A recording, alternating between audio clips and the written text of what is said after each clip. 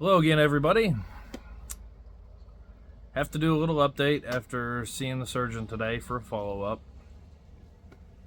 I did forget to say one thing on the last video, which is rather unfortunate, but it is what it is. I had to go see a GI doctor. They've decided that what they want to do next is they want to do a scope down my throat on the 31st of this month, just to see, take some tissue samples and see what's going on. So long story short, I've been having trouble swallowing. Like, food gets kind of stuck like below my lungs, so I can still breathe, but kind of at the point where, some people's acid reflux kind of starts right there before your stomach. It seems like food's getting stuck there, but not just food, it's even drink, or sometimes it's like an acid reflux type of feeling. It's really uncomfortable when it happens, but it's not all the time. This is something that pre-existed.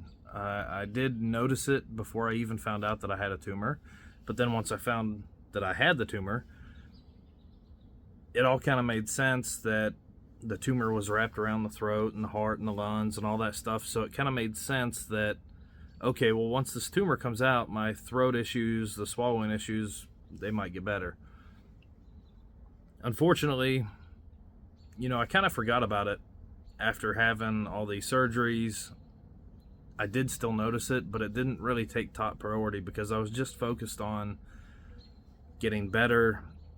The pain from everything else was so intense that, this was like a minor inconvenience. It just kind of slipped to the back of my mind. So I didn't think too much about it.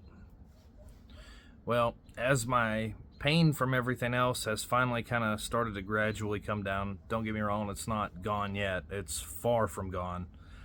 But it's kind of plateaued to where it hasn't really changed for 3 to 4 months. So now this difficulty swallowing is kind of being aggravating again. And in fact, in some ways, it's gotten kind of worse. So I talked to my surgeon about it, and he seemed to think that it didn't seem like it was particularly related to the tumor, but it could be, since it was kind of occupying the same space. So they ordered a barium swallow. They did some x-rays and some other types of tests, and they didn't see any obstructions. And they really didn't even see that much of any type of reflux, because in one of these barium swallows, they gave me some kind of really fizzy drink, and they say it makes you burp a lot, but that gas coming back up should be a pretty good indicator of reflux. They saw some, but they didn't see much. So here again, I'm kind of a confusing case. Go figure. But seeing the GI doctor, she wants to go do a scope because it's not just solids. Like I said, it's liquids. And the funny thing about it is she said that getting kind of choked on solids is in some ways easier to diagnose than getting kind of choked on liquids. Getting choked on solids comes down to a few things. You either are not chewing well, there's an obstruction, or something like that. Neither of which is really my case. She says that when it involves liquids, your throat and your esophagus actually works harder to swallow the liquid, which doesn't make sense to me at all. It seemed like it would be the exact opposite. But she kind of explained it like gravity assists the solid food, whereas it doesn't really have the same assist to the liquids, and your throat has to work harder to swallow it down. So I thought that was kind of interesting. But nonetheless, since it's the solids and the liquids, since it's not every single time, since it's coupled with a little bit of like a reflux type feeling, and it's sporadic, they want to do a scope. And unfortunately, I do have to be put to sleep for the scope. Now, the entire procedure, I'm told, is 15 to 20 minutes, not really a big deal. But I did get a call today from the anesthesiologist, which is what reminded me about this thing that I'm going to have to do next week. After going over my medical history, she said, wow, you've been through a ton of anesthesia in the past year. I said, yeah, it's been about 21 to 23 hours worth of anesthesia total. And she acted a little concerned by that and said, okay, well, I'm going to make sure that I note everything down real well. We'll check your history, but I want to run this by the doctors before we can really commit to doing this as an outpatient procedure. Since we may have a situation where your tolerance is so high, and since you have some other risk factors involved, it could potentially turn into something where we have to keep you overnight as an inpatient. So I really hope that not to be the case, but sorry. See, now I've got the hiccups. It's feeling like something's stuck here, even though I haven't had anything to eat or drink for a while now. Ugh. So anyway, hopefully it doesn't turn into an inpatient thing, but it may. And hopefully it's nothing. But as of right now, I don't know. Anyway, back to the doctor's appointment today. So we talked for a while, and I just asked him straight up, I said, I know you're not trying to give any sort of predictions, or nor do you want to say anything wrong, but we're almost at the year mark from the tumor being removed. It doesn't seem like, unless there's some kind of miracle of God, it doesn't seem like I'm really going to make any substantial progress between now and then. And during this whole time, you've told me 1 year, 1 year, 1 year. So I just kind of want to get an idea, realistically, does it seem like this is kind of the best that it's going to get? And to make a very long story short, yeah, it kind of seems like this might be the best that it gets for at least a long while.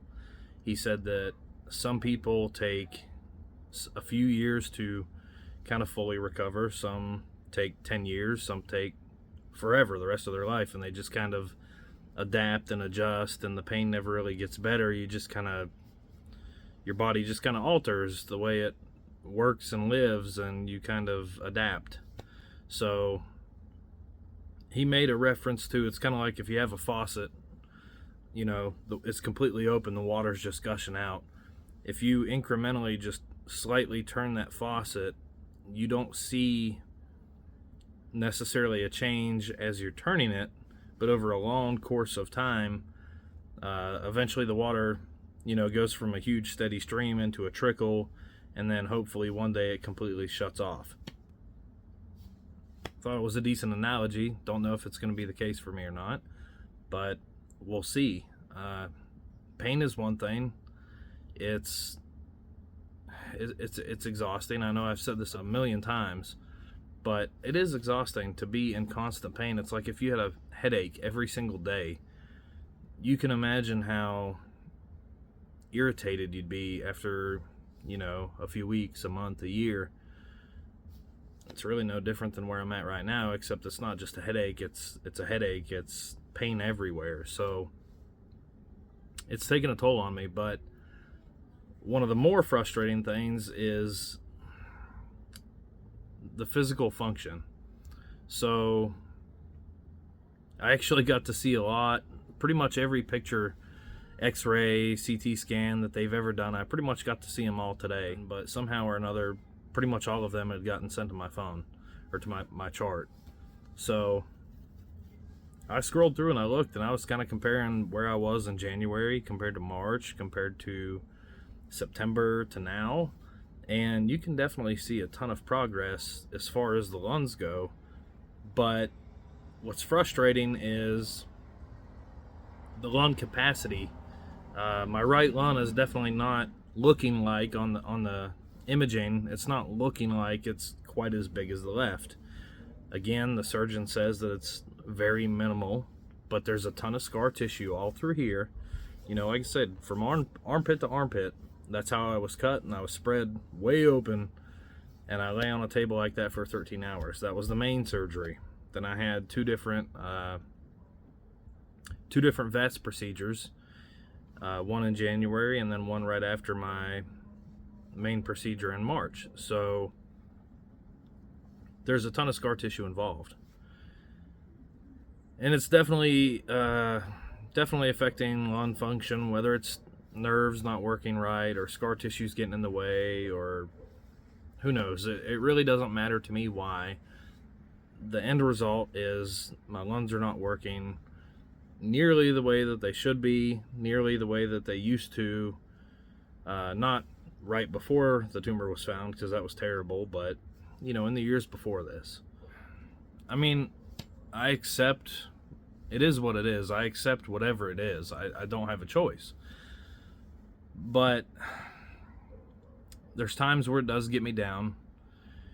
It's kind of depressing to think that your body's changed in a big way and it's not potentially never going back the same.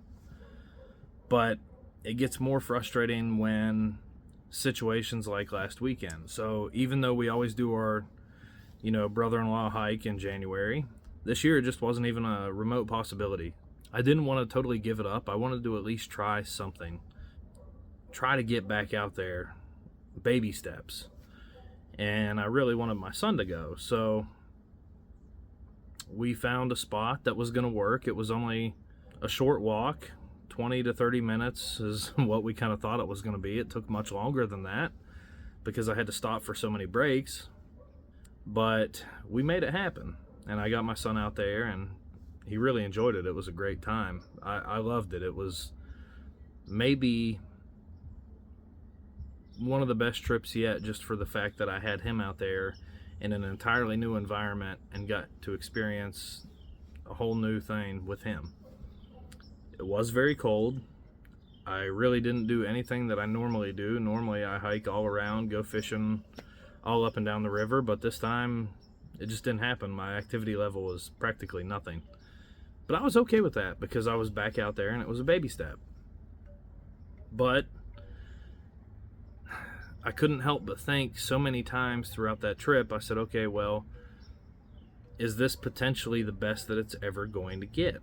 Am I ever going to be able to do one of the big hikes again? Not even talking about the January trip. My wife and I and my kids, we've always hiked. It's been a hobby of ours. It's something practically free to do, and it gets you outside, it gets you some exercise, and you're not sitting behind the TV on the couch. So it's been something that we've enjoyed for a long time, and I think to myself, am I ever going to be able to do the hikes like we used to do? There's a strong possibility I may not, at least not for a very long time. So that's frustrating, and I try not to get too far ahead of myself. Try to keep it day by day, but I can't help it. It's in the back of my mind. So while the doctor was very pleased with the scan and what he saw, he didn't seem at all concerned about the growth on my lung coming back. But he does want me to follow up again in 3 months. And then after that point in time, if we see nothing changing, then we can probably kick it out to 6 months or a year intervals. That's great. But, he did tell me, it's like, okay, well, we're going to be best friends for the next 10 years because we're going to be seeing a lot of each other. So for the very minimum, I'm going to be monitored very closely for the next 10 years, if not the rest of my life. There was so much going on in here, so much trauma, so much damage, and kind of on top of the fact that all the lab tests, they were benign. But with these teratomas, especially for men that have them happen outside of the testes, because that's theoretically where they develop, I guess, it's very odd for the teratoma to land in somebody's chest. That's me. It's not like, your typical cancer or something that's much better researched and known about. So the doctors are definitely not willing to say, oh, okay, well, you know what, it's benign, you're good, you never have to worry about it again.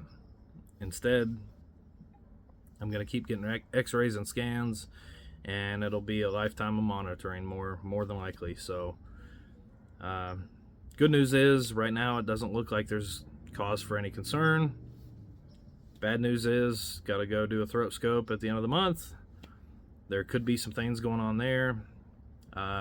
From the imaging that they took, they did say that it looked like it was a feline esophagus situation. More or less, your throat's like an accordion, and at the bottom, right before your stomach, it kind of makes ballooning, or it makes a turn, or it bunches up more than it's supposed to. So we'll see what's going on there. I wouldn't be surprised if it's potentially tied to nerve damage from the tumor, because my diaphragm definitely has nerve damage. Both of my breasts, all the way up underneath my armpit and really up into the collarbone, they're completely numb at the skin level. The doctor thinks that my shallow breathing is also nerve damage. There's just so much trauma that happened, and I'm just gonna take it day by day. What more can I do? Situations like this that kind of seem hopeless, or they seem like they're so far out of reach or so far beyond your control. In the past couple of years, that's where I've really learned to just kind of say, you know what, I can't handle it. God, I need you to take this burden from me. I need you to just handle it for me, because I can't. I'm not strong enough. I don't have the willpower. I don't have the emotional power, whatever the case may be. I just can't do it. So I need you to handle it. Especially since this whole tumor situation began, every time that I've asked it, and I really meant it, I mean, you gotta really mean things. You can't just willy-nilly throw things out there to God. And it's not like he answers everything. He doesn't. Sometimes waiting is part of the answer that you get. And sometimes you get an answer that you don't want to hear. But every time where I've given him a burden that I just can't handle, he's responded. And it's the most freeing feeling in the world, because I can't carry half these burdens. I just can't. It gets me anxious, gets me depressed, and when I say take it from me, he takes it from me. And it's shown me that if my head is in the right place, and if I really put my faith in the right place, that nothing's impossible. Really, nothing is impossible. Anything can happen. So I'm gonna give it to him and see where he takes it. And wherever he takes it, that's, I guess, where I'll be. Until my days are over, I'll just keep living whatever he puts in front of me. So what more can I do? Thanks for watching.